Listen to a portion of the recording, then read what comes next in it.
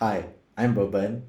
I just released a song called Falling for Your Lies. It's out now on Spotify, YouTube Music, Apple Music, and a lot of other online streaming platforms. I want to give you something extra where I want to show you my music production and mixing process and a little bit of my songwriting process as well. I think this is a good idea, in my opinion, to let you know what I do to bring a song from the beginning to the end, and you can see what kind of plugins I use and what kind of processes that I do to take the song from where it was to how it is now. And it's also a good thing for me because I get to document all the steps that I take to achieve a certain sound that I want. There are specific things that I do and specific moves that I do to get the certain sound that I want. So for this song, I would like to play you the first half of the track, and then I will go through each of the individual instruments. I recorded this song around 29 January of this year, and I finally released it around 24th February of this year.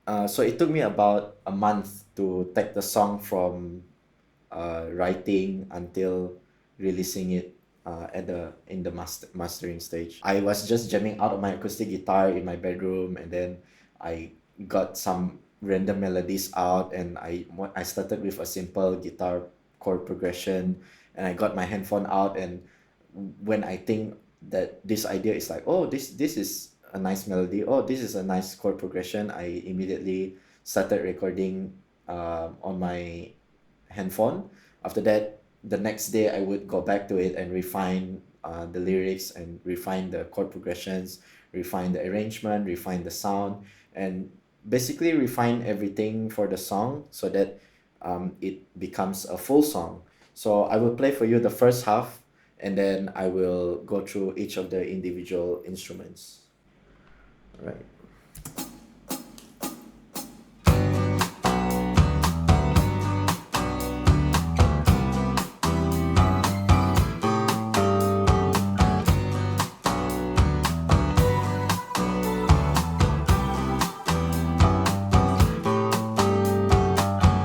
Dance to the rhythm, feel the groove. I like the way you make me move. You pulled me up to dance when I could barely stand. I'm so lost in your eyes. I'm falling for your lies again.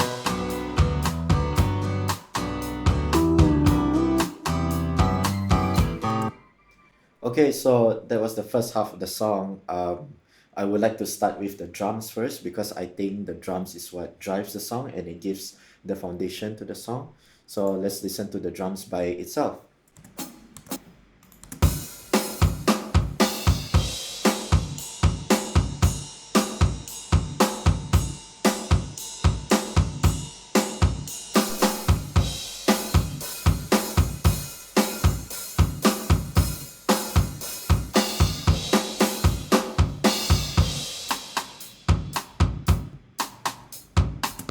Okay, so for the drums, I use this virtual drum by IK Multimedia called the Modo drum.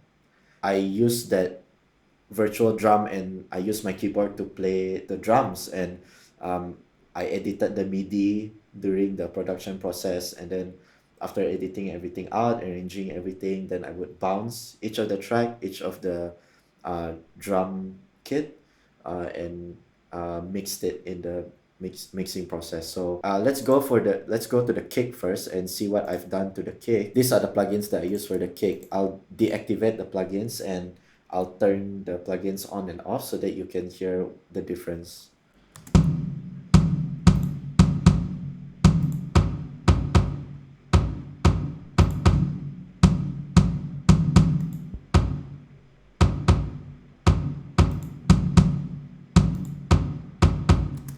Using this EQ at the Ableton stock plugin, I remove a lot of the low end rumble, and then I remove a lot of that muddy boxiness area around 170 hertz, and then I remove that high mid range reverb tail as well. I did not want any color or any reverb to happen in the kick drum first in the initial stage because I would like to add them later. So I would like to just subtract the frequencies that I don't like and then control the levels and the peaks of the sound, and then later on add the colors, add the reverbs to it. So that's the EQ that I did.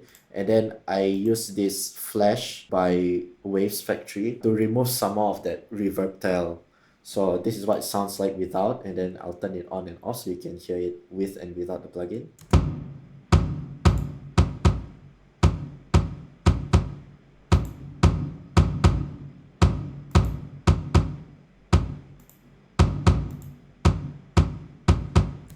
Yeah, so you can hear the reverb tail is removed significantly. There's still a bit in there, but we'll get to that later in a few seconds. So this Flash plugin really gets the job done, and I use this Noise Gate plugin, a stock plugin from Ableton again, to remove some more of that reverb tail. So this is with and without the plugin.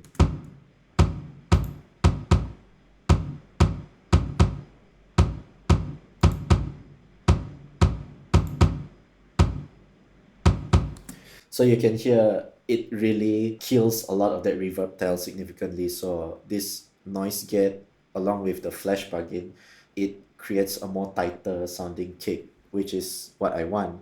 And then I have this DDR Nova, a dynamic equalizer by Tokyo Don Records, to get rid of some of that boxiness and muddiness area around 300 hertz of the kick drum. So this is what it sounds like.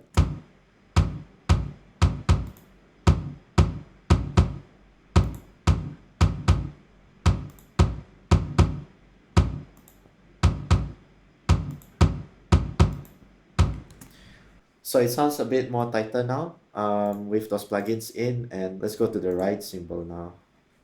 So let me play for you.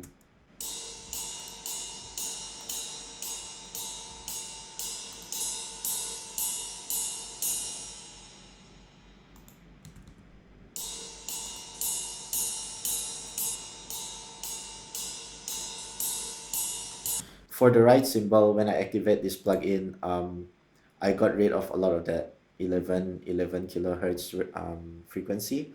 So that pointiness of the ride cymbal is reduced, and a lot of that shimmer is gone as well, just to blend in the ride cymbal with all the other elements of the song.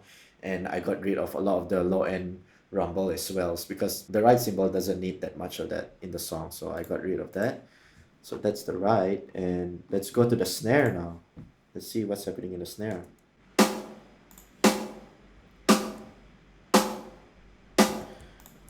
All right, let me deactivate all this first, and let's see what's going on here.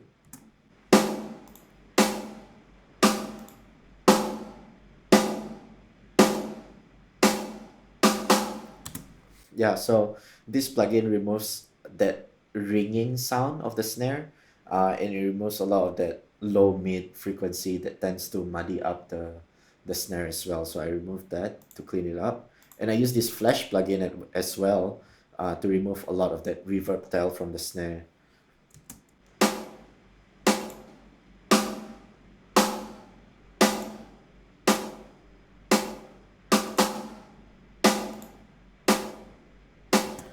Yeah, so this plugin does a really good job of removing the reverb tail. I have this EQ8 again to boost a bit of the 160 hertz of the snare, just to give it some body, because without this boost, I think, in my opinion, the snare sounds a bit thin. So this helps in giving the snare a bit of that meaty sound, beefy sound, give it a bit of body to it. Yeah.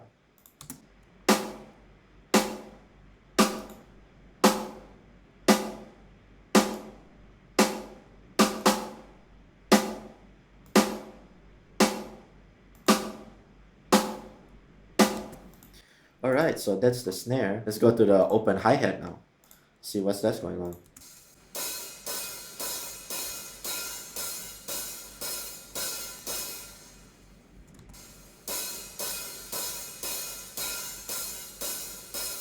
Using this plugin, I remove a lot of the lower end rumble and the muddiness from the open hi-hat.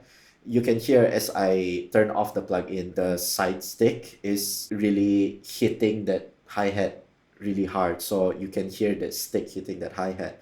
But by removing that lower end range of the sound, we're just left with the shimmer and that wash sound of the open hi-hat, which I want. That's the sound that I'm looking for. So that's what we got for the open hi-hat. Let's go to the closed hi-hat now. Let's see what's going on here.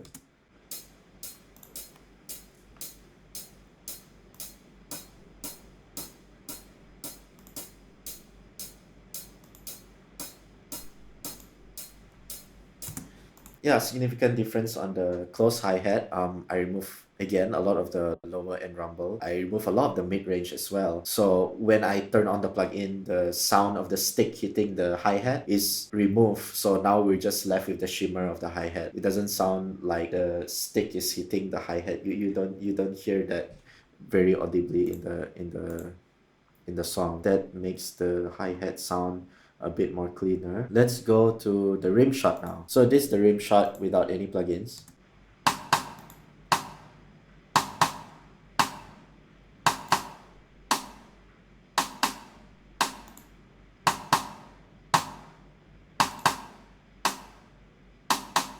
So you can hear the rim shot. Actually, it's called the side stick. The correct terminology is not a rim shot, it's a side stick. But anyway, you can hear the lower end is removed. You don't hear the ringiness from the whole snare anymore. The pointiness of the side stick around the 1 kilohertz area is not as audible anymore. It sounds much more clean, much more controlled, and it has more clarity to it. Yeah. So that's what the plugin does. And I have this flash which again attenuates the reverb tail of the side stick.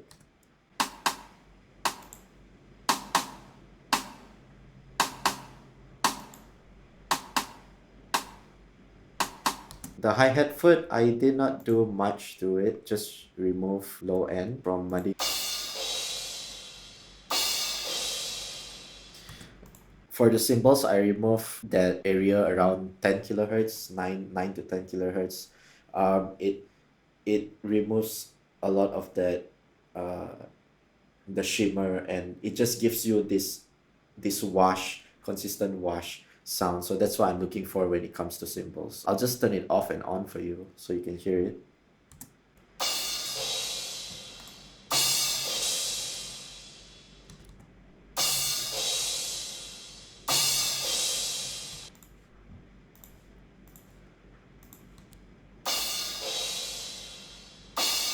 But it's more controlled. The sound is more controlled, and you don't hear the stick really hitting the cymbal very hard. So it blends well with all the other instruments of the song.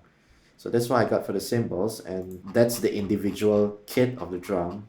So I grouped the drum into a bus, and I did some more processing in the drum bus. Let's see what I did over here. I used this dynamic equalizer to attenuate two frequencies.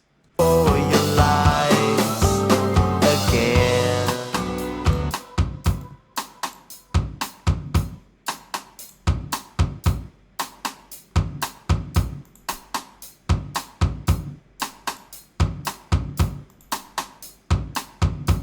So you can listen to that hi-hat when I turn off the plugin. It's like way forward. It's like forward in the sound.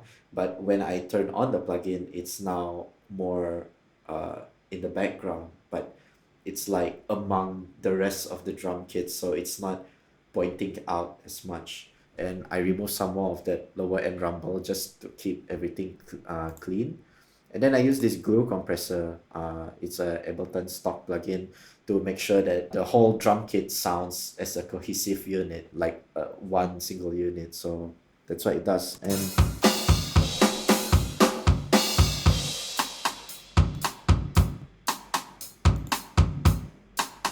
it's not doing much, but it just makes everything sound together. The whole drum kit sound together. That's the drums, and now we'll go to the bass. So let's play a bit of bass.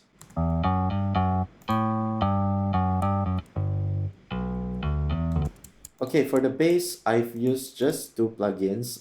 This EQ, this is what the bass sounds like without the plugin, and I'll turn it on and off.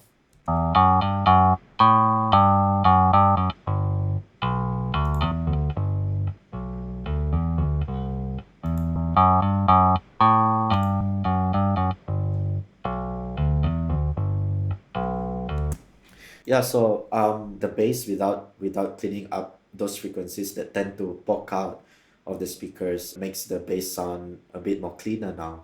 I got rid of a lot of that low end rumble and then some muddiness around between 100 to 200K, and then I took out a lot of that 1 kilohertz from preventing those certain notes that tend to poke out through the speakers to be a bit more controlled and leveled with all the other notes in the lower end of the spectrum, and then some of the high mids also just to control that mid range so that it's not jumping out at you. Yeah, and it makes the bass sound more cleaner now. That's what I did for the EQ, and then I have this compressor. Let's listen to it with and without.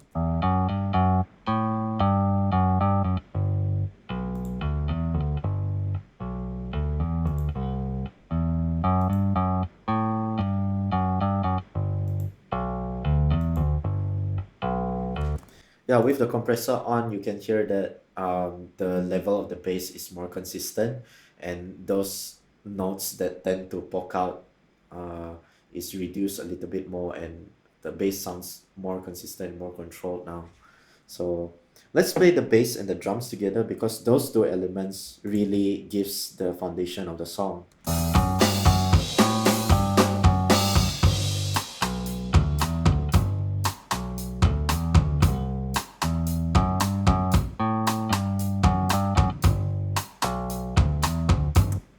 Yeah, so that's the bass and the drums. Let's go next to the acoustic guitars. Acoustic guitars, I recorded the acoustic guitar using my Audio Technica 80-20-35 condenser mic. So I had the condenser mic pointing about 8 to 10 inches directly away from the sound hole of the acoustic guitar.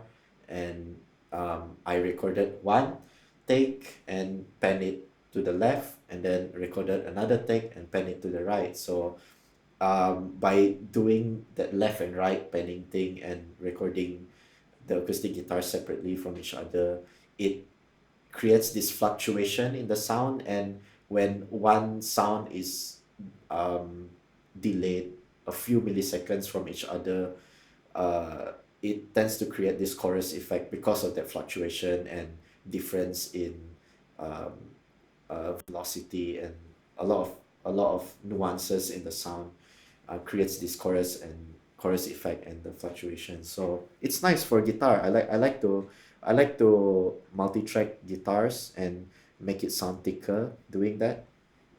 So for the acoustic guitar, I got rid of a lot of the muddy frequencies in the lower mid range and took out a lot of that rumble because we don't need it along with all the other tracks. So let's play the acoustic guitar with and without those plugins. Okay. All right.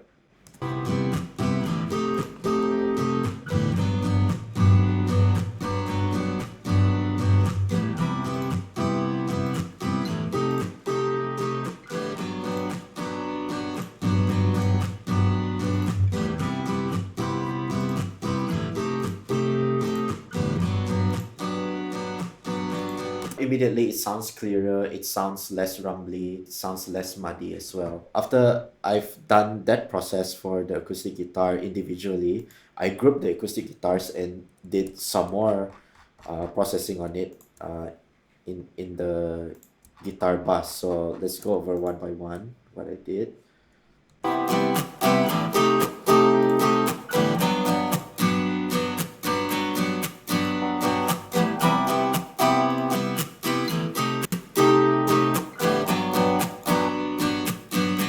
So by reducing that around 700 hertz frequency on the acoustic guitar as a whole, it really takes away a lot of that honkiness, the honkiness frequencies from the acoustic guitar, and it makes it sound cleaner. And I have this DDR Nova dynamic equalizer, again attenuating the treble frequencies of the acoustic guitar just to keep things under control and not too edgy, not too poking out of the speaker. So I'll bypass it and play it with and without.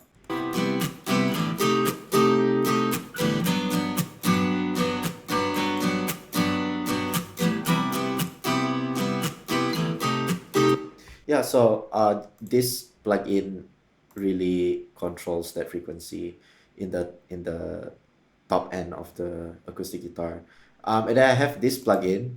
It's a notch filter, and there's this one like ringing sound that I keep hearing constantly throughout the song every time I hit that C minus 6 chord on the acoustic guitar. So I'll purposely boost it all the way just so you can hear that hear that frequency that is quite bothersome, and then I'll remove it. So let's hear what it does.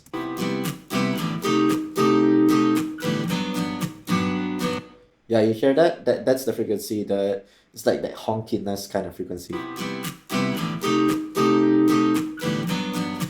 So by removing it, every time I play the C minus 6 chord, that frequency is no more after I removed it.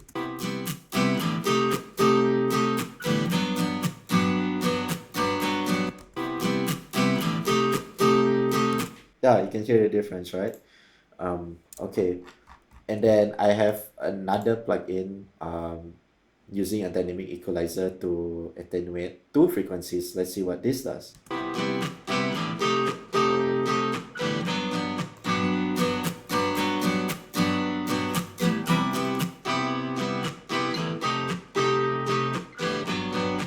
Top end frequency of the acoustic guitar and somewhere around 200 hertz to make it less muddy. It makes the acoustic guitar more clearer and not necessarily have a lot of clarity, because when all the other elements of the song come together, the acoustic guitar needs to blend well with all the other instruments. So this keeps things under control. So I like this plugin. After that, we have another dynamic equalizer which attenuates around 3 kilohertz. I purposely remove a lot of this frequency because I wanted the vocal to be in the front of a lot of the other instruments in the song. So acoustic guitars or electric guitars tend to struggle with vocals when it comes to the frequency. So I wanted to make the vocal be in the front and the guitars in the back. So I'll turn it on and off, and you can see what I mean. When I turn it on, you can hear the vocal is much more clearer, it's much more in the front, and the acoustic guitar is at the back. When I turn it off, the acoustic guitar is trying to fight with the vocal, it's trying to be at the front as well, and it's kind of harsh when both the vocals and the acoustic guitar is struggling for that frequency space. So this is without, and I'll play it with, and I'll turn it on and off. I'll play with the lead vocals later on. For now, it's just the acoustic guitar.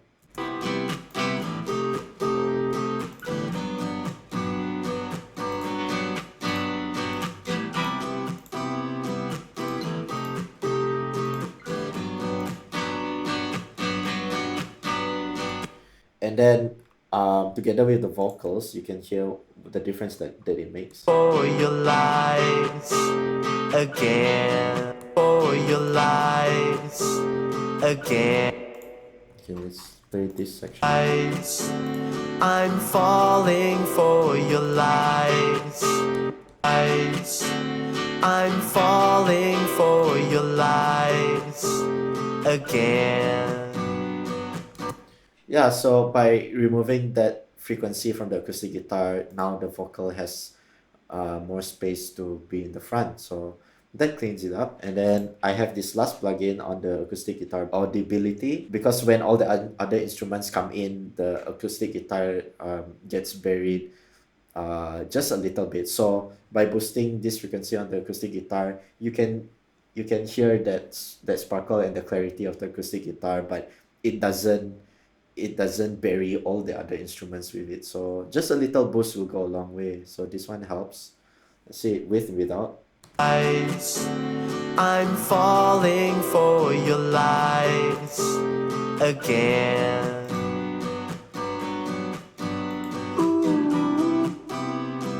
Yeah, so you can hear just a little bit of boost, like 2 dB of boost. You can already hear the clarity of the acoustic guitar. So that's it for acoustic guitar. And let's go to the synths now. For the synths, I have these two bell sounds because I wanted like a bell sound in this song when it comes to the melody in the chorus. So I tried it on my acoustic guitar at first, but I wanted something like a bell sound using a synthesizer, so that's what I did. So this is how it sounds like.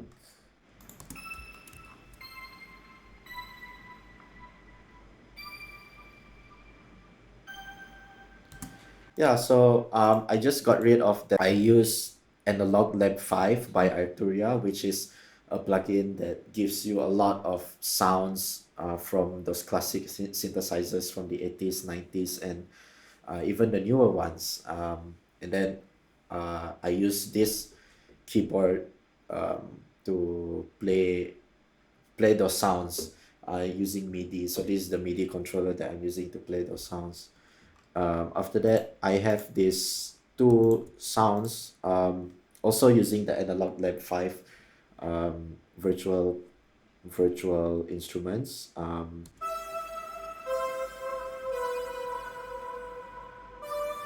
So that these two sounds on the left and right, it's panned fully to the left and to the right. It gives this soundscape a bit of like universe, spacey, galactic kind of sound. So it fills up the song very nice in the background. So when it comes to cleaning up, I just got rid a lot again of the lower mids and the lower end frequency just to clean things up a bit and not bother too much with the low end frequencies later on in the song.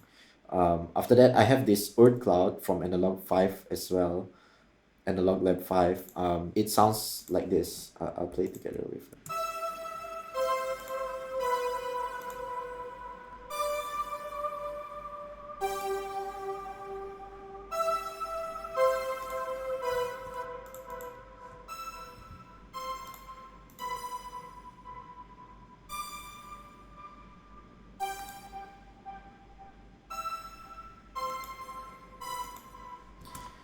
Yeah, so when I turn on the plugin to clean up the sound a little bit more, I got rid of that pokiness from the sound and the shimmer from the sound as well. I don't need too much of the shimmer from the sound because I have already the soundscape from the other two synths and the bell sound, so I don't need that much of the pokiness or the shimmer from this sound anymore. The purpose of this Earth Cloud, this one is to be the center of the sound while those two soundscapes are playing. So the center of this sound is what glues those soundscape together. So I'll play I'll play these three synthesizer sounds together and I'll take the Earth Cloud out and in so you can hear the difference.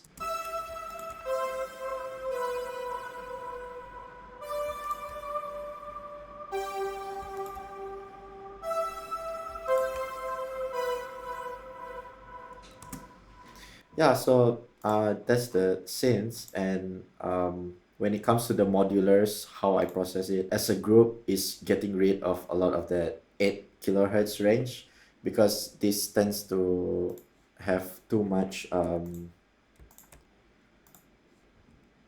shimmer.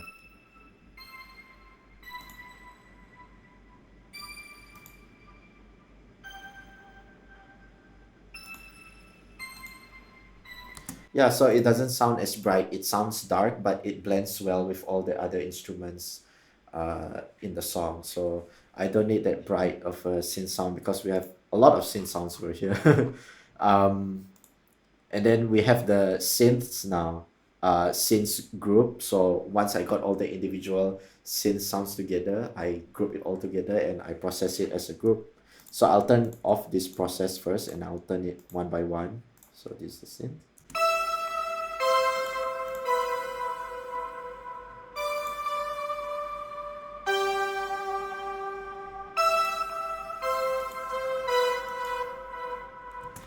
This plugin cleans up a lot of that high mid frequencies so that all the other instruments in the song can have some space to present itself. The synths do well mostly in the top end of the frequency spectrum and not really in the high mid region. That is where a lot of the vocal and the guitar and all the other harmonics of the other instruments live. So the synths is just to fill up the sound, so it lives mostly in the top end of the song.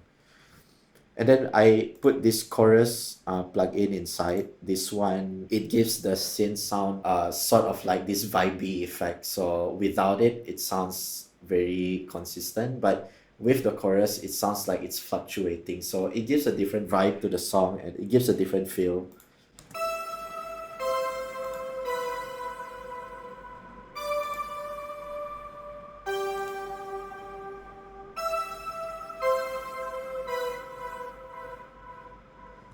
So that's the chorus. And then I have this tremolo plugin, which I automated myself. You can see it only appears during certain sections of the song, mostly towards the end of the chorus line. So over here it's off, but when it reaches the end of the chorus line, it's on. So it gives you that tremolo effect. I'll play that for you.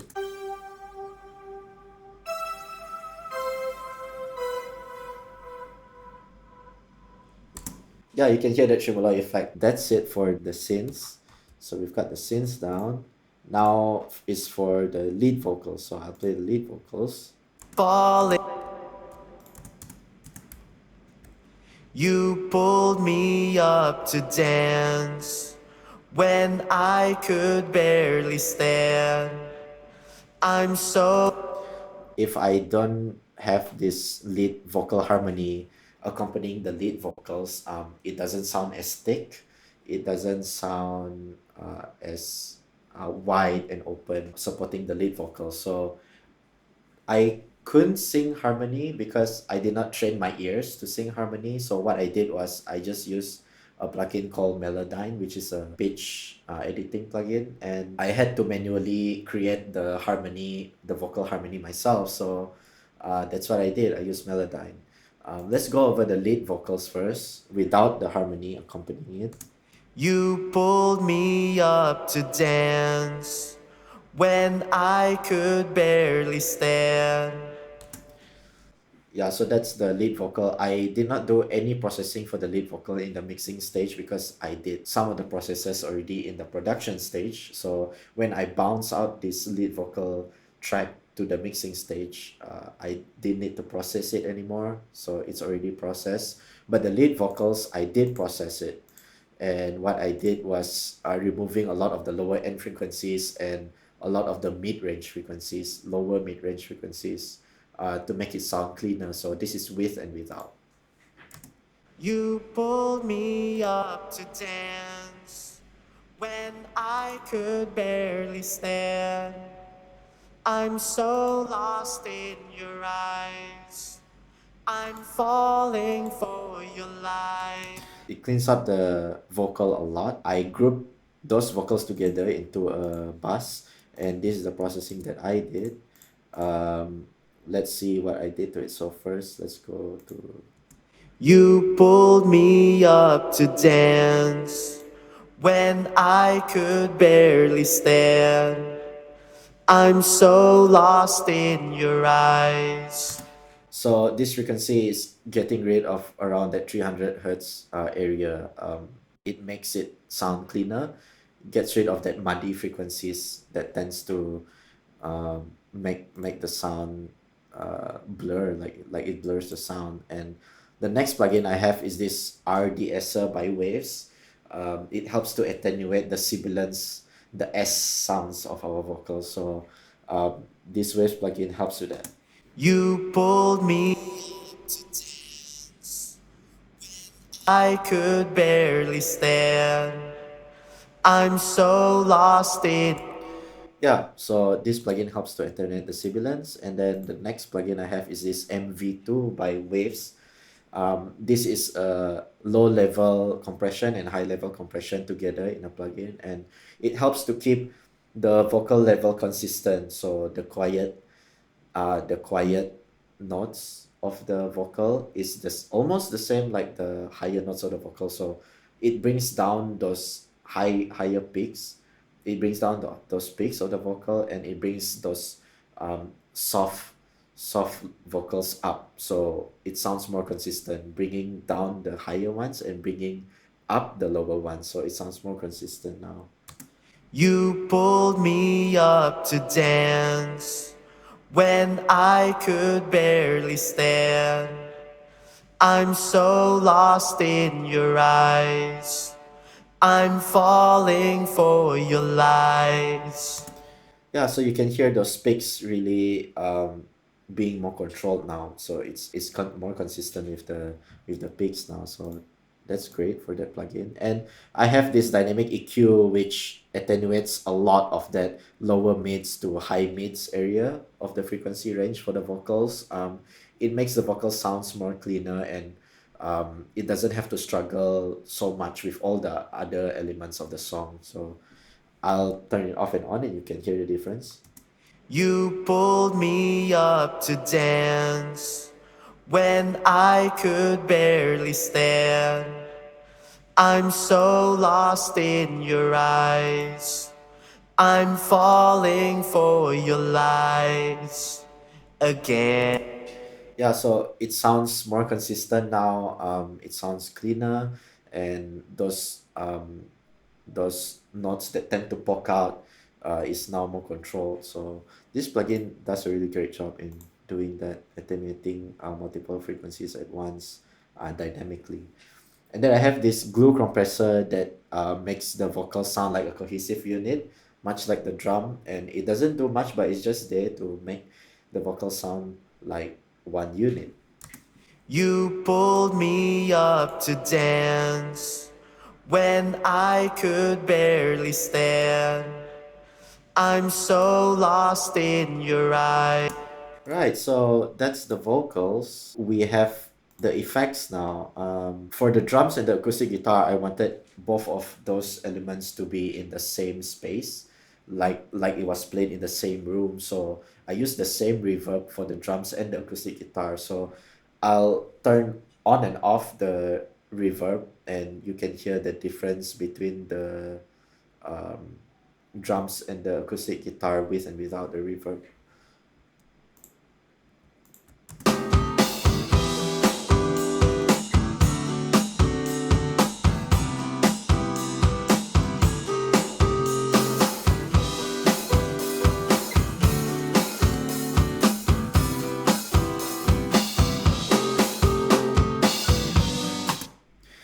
Yeah, you can hear on the drums the snare is really significant. When I turn off the reverb, the snare is really dry. Everything else really dry. The kick, the cymbals and the hi-hat, the acoustic guitar is forward as well. But when I turn on the reverb, so now everything blends together well, and it gives that snare some more reverb. It makes the drum and the acoustic guitar have a sense of space around them. And for the bass, I use this overdrive to give the bass some of that harmonics in the mid-range frequencies, so that when you listen to it in smaller speakers, you can hear the bass. But without this overdrive, you cannot really hear those bass frequencies in the mid-range playing. So I'll turn it off and on so you can hear the difference.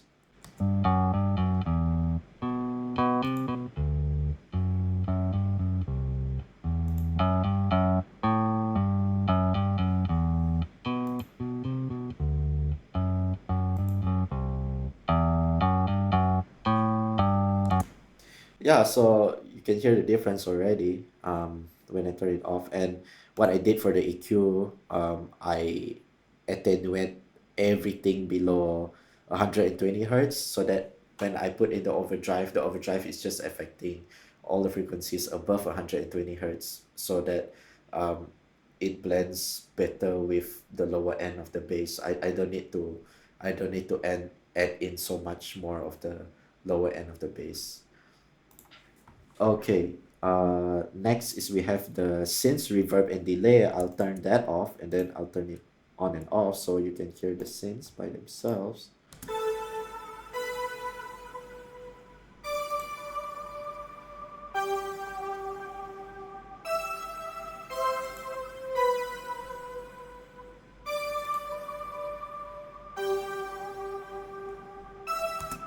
Yeah, so for the synths, the reverb, it gives it a sense of space, and now it sounds more spacier, like it's around you. But without the reverb and the delay, the synths sound very dry. Like it's just one element after another playing. It's not like in this spacey vibe like that. For the delay, I use a ping pong delay, the stock delay as well, and you can hear the sounds like playing left and right, left and right, left and right. It's like a ping pong going back and forth between your ears.